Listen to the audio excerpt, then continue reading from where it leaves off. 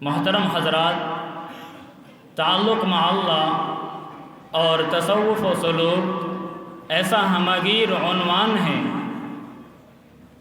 جس کے پیچ و خم کو وا کرنا ہر کس و ناکس کے بس میں نہیں، جو عبادت الہی، اطاعت رسول اور خلق خدا کی خدمت کا درس دیتا ہے اور اسی میں ترقی درجات دنیا و عقبہ کا پیغام مضمر ہے۔ مذکورہ عنوان کی تشریح و توضیح کے لیے رفیق انجمن مولوی محمد پرویز شریک سوم عربی کو دعوت خطاب پیش کرتا ہوں۔ موصوف تشریف لائیں اور خطابت پیش فرمائیں۔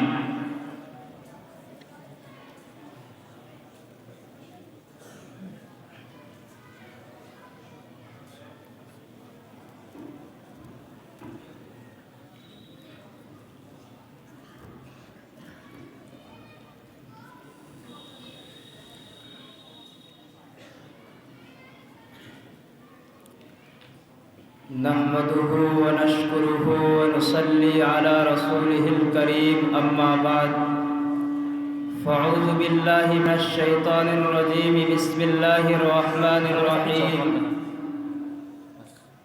يا أيها الذين آمنوا اتقوا الله وكونوا مع الصادقين صدق الله العظيم۔ قابل احترام مہمانان خصوصی، تمام ذی صلاحیت اساتذہ کرام اور میرے ہم مکتب ساتھیوں،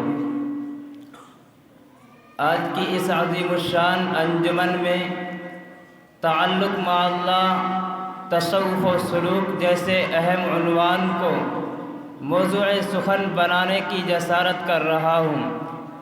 اللہ تعالی ہم سب کو اس پر عمل کرنے کی توفیق عطا فرمائے۔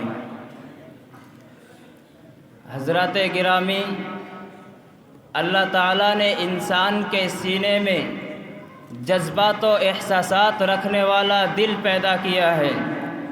انسان کسی کے ساتھ بیٹھتا ہے تو اس کی باتوں کا اثر لیتا ہے۔ جب یہ انسان نیک صحبت اختیار کرتا ہے، اللہ والوں کی ہم نشینی اختیار کرتا ہے، تو اس کا نتیجہ یہ ہوتا ہے کہ اللہ والوں کی ایک لمحے کی صحبت زندگی بدل دیتی ہے۔ اہل اللہ کی ایک نگاہ دل کی کایا پلٹ دیتی ہے۔ ذرا دیکھیے، مولانا رشید احمد گنگوئی رحمۃ اللہ علیہ، ہادی امداد اللہ مہاجر مکی رحمۃ اللہ علیہ کے پاس پہنچتے ہیں تو عرض کرتے ہیں کہ حضرت اوراد و وظائف تو ہم سے نہیں ہو پائیں گے۔ حضرت نے فرمایا، اچھا چلو تم وظائف نہ کرنا مگر 3 دن یہاں ٹھہر جاؤ۔ مولانا 3 روز ٹھہرنے کا ارادہ کرتے ہیں مگر 42 روز کا عرصہ اس طرح گزر جاتا ہے کہ احساس بھی نہیں ہوتا، اور 42 دن کے بعد جب وہاں سے رخصت ہونے لگتے ہیں تو حضرت ان کو اجازت و خلافت عطا فرما دیتے ہیں۔ یہ ہے اہل اللہ کی صحبت کا اثر کہ چند دنوں میں خلافت سے سرفراز ہو گئے، اندر کی کایا پلٹ گئے، باطنی کمالات سے مجلہ و مصفہ ہو گئے۔ حضرات محترم، تصوف و سلوک ایک عظیم الشان عمل ہے۔ اسلاف امت نے مختلف انداز میں اس کی توضیح فرمائی ہے۔ حضرت مجدد الفسانی رحمۃ اللہ علیہ فرماتے ہیں کہ تصوف نام ہے شریعت پر اخلاص کے ساتھ عمل پیرا ہونے کا۔ حضرت محمد بن علی فرماتے ہیں کہ تصوف عمدہ اخلاق کا دوسرا نام ہے۔ حضرت مولانا احمد علی لاہوری فرماتے ہیں کہ تصوف نام ہے اللہ کو عبادت سے، رسول اللہ کو اطاعت سے اور خلق خدا کو خدمت سے راضی کرنے کا۔ تصوف نام ہے دل سے اللہ تعالیٰ کی طرف رجوع ہونے اور دنیا سے بے رغبتی کا۔ تصوف نام ہے دل اور نفس کو رذائل سے پاک کرنے کا تاکہ اللہ کا استحضار ہو جائے اور رضائے الہی حاصل ہو جائے۔ اکابر امت نے تمام اوصاف جمیلہ کو اپنانے اور اوصاف مذمومہ سے دامن بچانے کو تصوف کا مقصد قرار دیا ہے۔ میرے عزیز دوستوں، شیخ عبد القادر جیلانی رحمۃ اللہ علیہ نے علماء سے ایسے ہی نہیں فرمایا تھا کہ اے طالبان علوم نبوت، مساجد کے ممبر و محراب پر فائز ہونے سے پہلے کسی اللہ والے کی جوتیاں اٹھا لو، تاکہ جو کتابیں تم نے پڑھی ہے ان کتابوں کا مولا تمہارے دل میں متجلی ہو جائے، تمہارا قلب حامل تجلیات الہیہ ہو جائے، تو پھر تمہاری شان کچھ اور ہی ہوگی۔ تم دریاؤں کے کنارے، صحراؤں میں پھٹے پرانے کپڑوں کے ساتھ اپنے درد دل کی خوشبو پھیلاتے پھرو گے، اور یہ کرسیوں والے تمہیں سلام کریں گے۔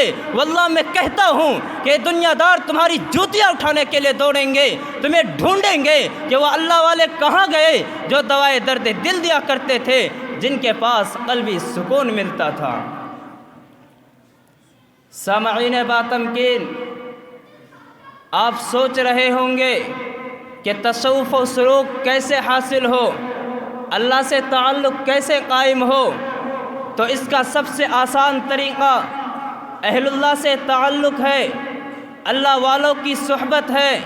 لیکن افسوس، آج کل بڑی تعداد یہ کہتی ہوئی نظر آتی ہے کہ اس زمانے میں اہل اللہ نہ رہے، اب حاجی امداد اللہ نہ رہے۔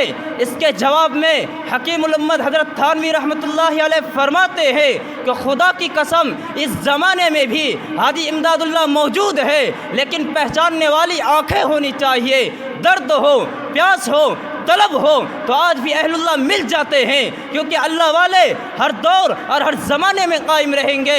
پھر یہ کہنا کہ اب اہل اللہ نہ رہے، یہ نفس کا دھوکہ ہے، یہ شیطان کی چالیں ہیں۔ وہ انسان کے دل میں یہ القا کرتا ہے کہ جب تک جنید بغدادی تجھے نہ ملیں گے تمہاری تربیت و اصلاح نہیں ہو سکتی۔ عزیزان ملت،